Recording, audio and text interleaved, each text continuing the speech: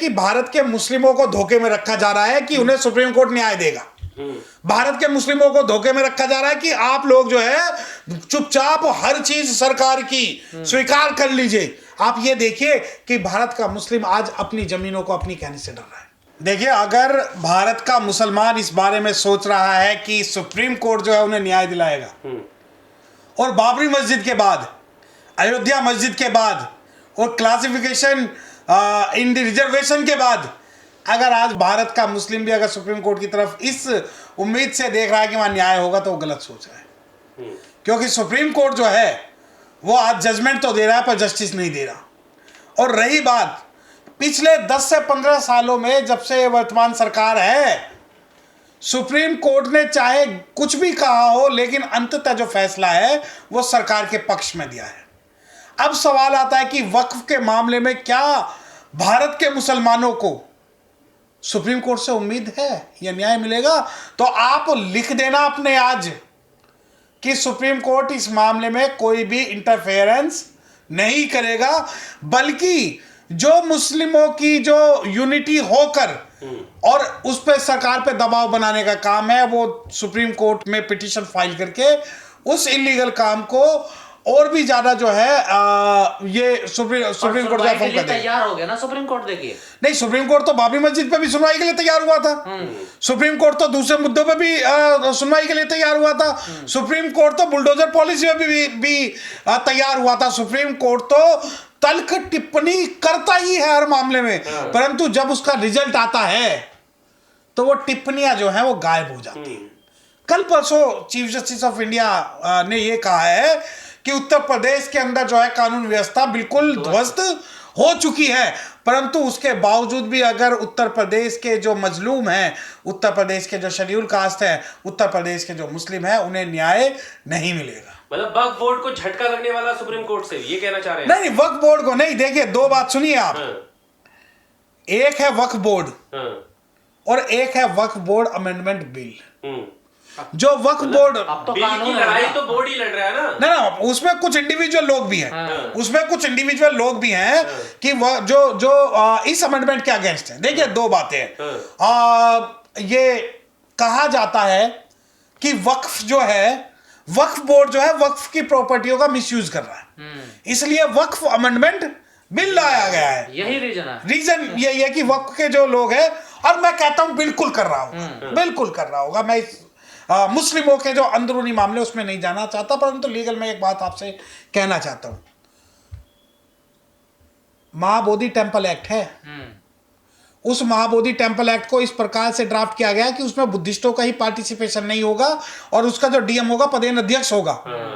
और आज स्थिति यह है कि भारत के बुद्धिस्ट भगवान बुद्ध की अस्मिता के लिए महाबोधि टेम्पल के लिए लड़ रहे हैं, और बुद्धिस्टों के भेष में कई सारे जो है आरएसएस के लोग बैठे हुए हैं, जिन्होंने पूरा जो है बुद्धिज्म को नेशनल और इंटरनेशनल लेवल पे डिफेम किया है। अब मैंने ये वक्फ के मामले में क्यों लाया? अब वक्फ के अंदर में एक क्लोज लाया गया है कि जो 5 साल का प्रैक्टिसिंग मुस्लिम होगा, यानी जो 5 साल तक नमाजी होगा, जो 5 साल तक इस्लाम फॉलो करेगा, वो ही जो है वक्फ को अपनी प्रॉपर्टी दान कर सकता है। मैं आपको एक बात कहना चाहता हूं। तो इसमें गलत क्या है? बिल्कुल गलत है। क्या ये मामला तिरुपति बालाजी एक्ट के मामले में लागू होगा, या ये मामला जो है श्राइन बोर्ड में लागू होगा, ये मामला जितने भी मंदिर ट्रस्ट है उसमें लागू होगा कि जो लोग सनातन धर्म को फॉलो करेंगे वही ट्रस्ट के अध्यक्ष हो सकते हैं? मुझे एक बात बताओ, भारत के कभी किसी मुस्लिम ने, किसी भी मुस्लिम ने किसी मठ में नहीं, तो सरकार ने ये क्लोज क्यों डाला? नहीं, मैं बता रहा हूं ना। पहले मेरा सवाल आप ये जवाब सुनिए कि भारत के किसी मुस्लिम ने किसी श्राइन बोर्ड में, किसी ट्रस्ट में, किसी मंदिर में, किसी भी गैर मुस्लिम की संस्थाओं में अपनी हिस्सेदारी की मांग की है? क्या भारत के मुस्लिम ने इस बात पे कभी भी लड़ाई की है कि मंदिरों में शेड्यूल कास्ट को नहीं जाने दिया जा रहा? क्या भारत के मुस्लिमों ने कभी इस बात पर लड़ाई की है कि अथा अकूत संपदा जो है वो दक्षिण के मंदिरों में भरी पड़ी है और उसमें हमारी हिस्सेदारी दीजिए? क्या की है? नहीं। अब आप सवाल करते हैं कि इसमें क्या बुराई है कि प्रैक्टिसिंग हो। मैं यकीन मानिए मुस्लिमों के अंदर कुछ नकली मुस्लिम शामिल किए जाएंगे जो कि इस्लाम और वक्फ की प्रॉपर्टी को प्रत्यक्ष और अप्रत्यक्ष रूप से प्रभावित करेंगे।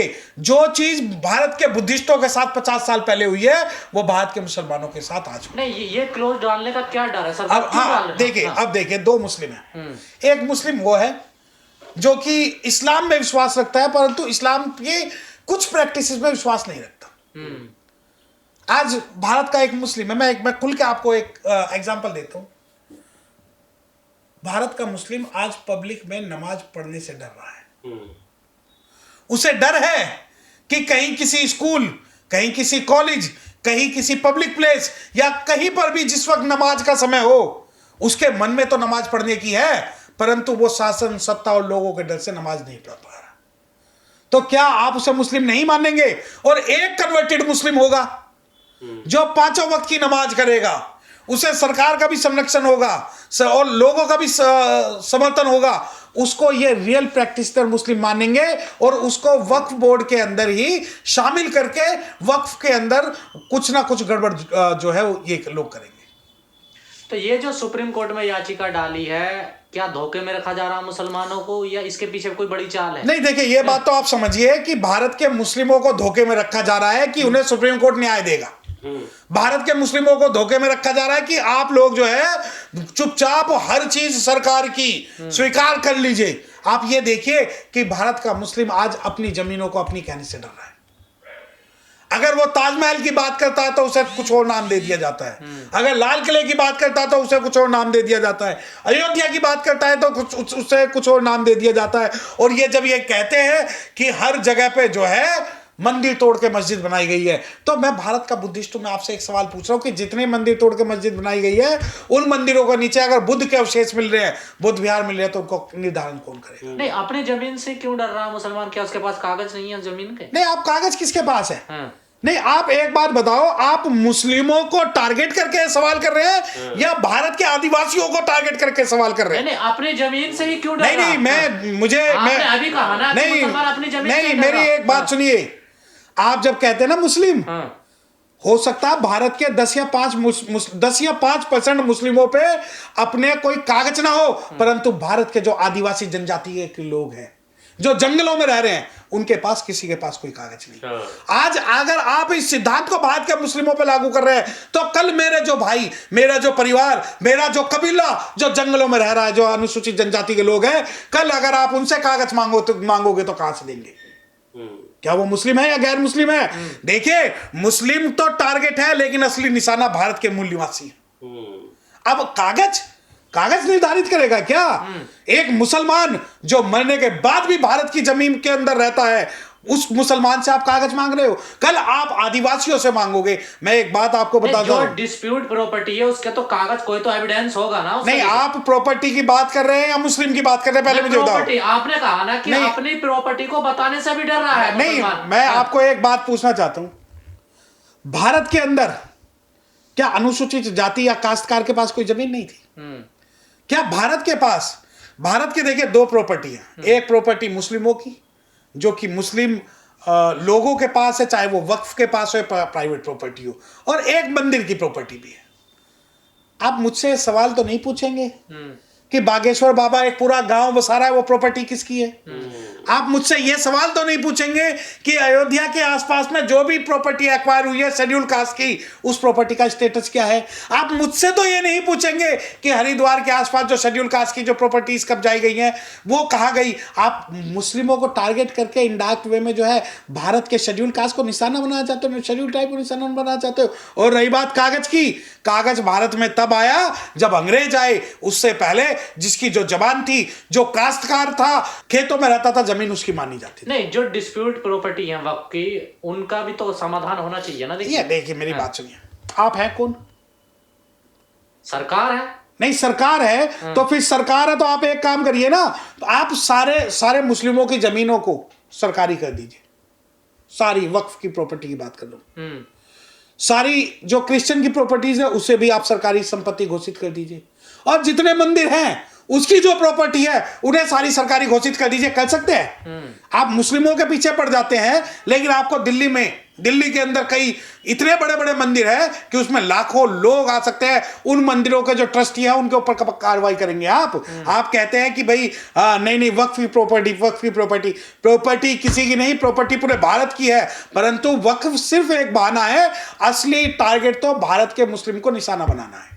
पर अब ये जो कहा जा रहा है कि जो लोग विरोध कर रहे हैं इसका, उनको भी नहीं टिकने दिया जाएगा, सड़क से उठाकर फेंक देंगे, जुर्माना लगाएंगे, और जलियांवाला बाग तक की बात आ रही है। देखिए, अगर आप जलियांवाला बाग की बात कर रहे हैं ना, तो आपके चैनल के माध्यम से कह रहा हूं, जलियांवाला बाग का हत्याकांड सिर्फ और सिर्फ भारत के चमारों को मारने के लिए किया गया था।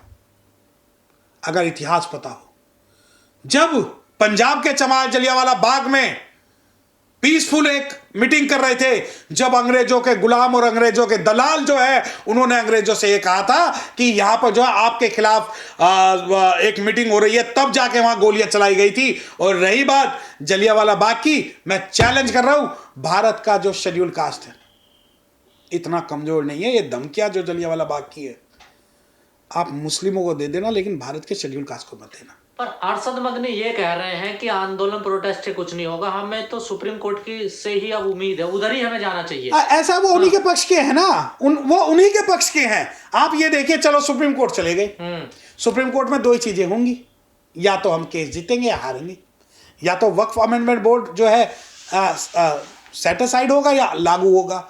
अब जो मुस्लिम इस बारे में सोच रहा है कि नहीं, हमें जो है माननीय उच्चतम न्यायालय जो है न्याय देगा, उसकी जानकारी उसे दुरुस्त करके मैं बता दूं कि भारत का जो सुप्रीम कोर्ट है वो आज सरकार और मजबूत लोगों के पक्ष में ज़्यादा खड़े हुए दिखाई देता है, बशर्ते कोई दबाव ना हो।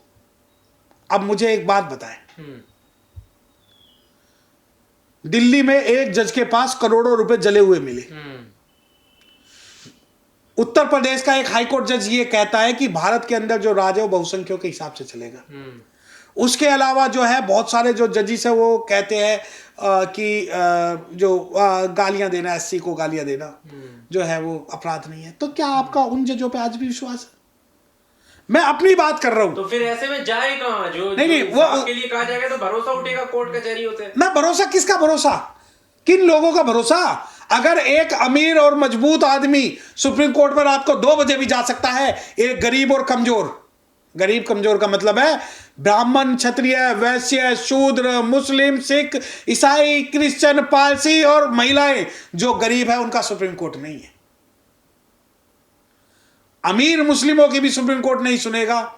और दूसरी बात, अगर आप ये कहते हैं कि सुप्रीम कोर्ट न्याय देगा, तो आप क्या स्वीकार कर लेना चाहिए, इस बिल को स्वीकार कर लेना चाहिए, क्या करना चाहिए? हाँ देखिए, मेरी बात सुनिए, जब तक भारत का मुसलमान भाजपा और कांग्रेस के बीच में पिसेगा, उसे शासन सत्ता का हर जो जुल्म है, हर जो डिसीजन है वो स्वीकार करना पड़ेगा।